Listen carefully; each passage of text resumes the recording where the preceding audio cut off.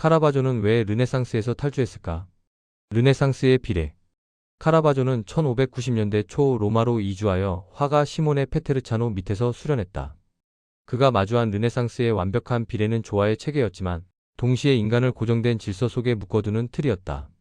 르네상스는 세계를 비례로 이해했다. 인간의 몸은 수학적 질서로 환원되었고 공간은 기하학적 안정 속에 정렬되었다.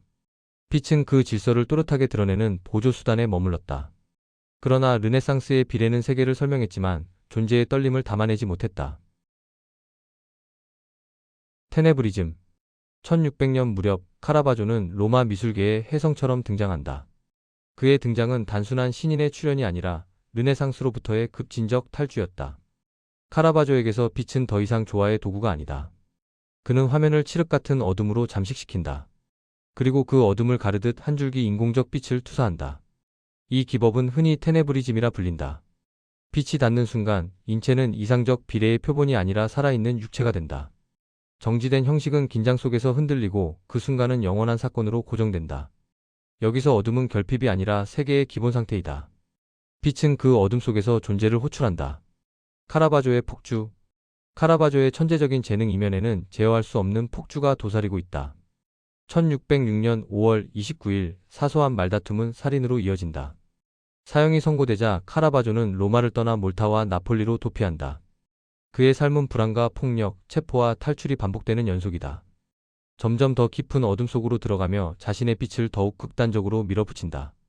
카라바조는 대운에서 밀려오는 뜨거운 열기를 감당하지 못한 채 끊임없이 타오른다. 그의 운명은 씨앗을 품고 어둠 속으로 침잠해야 하는 가을의 끝자락이다. 화면은 이전보다 더 어둡고 빛은 더욱 날카로워진다. 바로크 시대.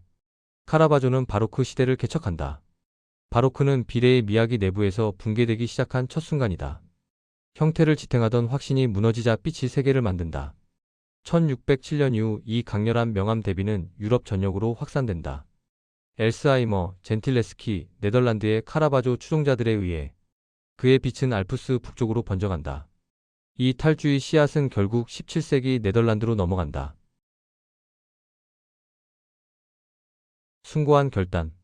카라바조가 개척한 빛의 영토는 루벤스와 렘브란트, 베르메르라는 거대한 숲을 이룬다. 루벤스는 카라바조의 빛을 역동적인 힘으로 승화시킨다. 렘브란트는 그 어둠을 인간 내면의 깊은 의식으로 가져간다. 베르메르는 마침내 그 빛을 평온한 존재로 정제한다.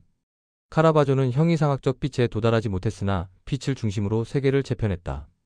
카라바조의 르네상스 탈주는 박제된 비례의 세계에서 살아있는 존재를 구출해내기 위한 숭고한 결단이었다.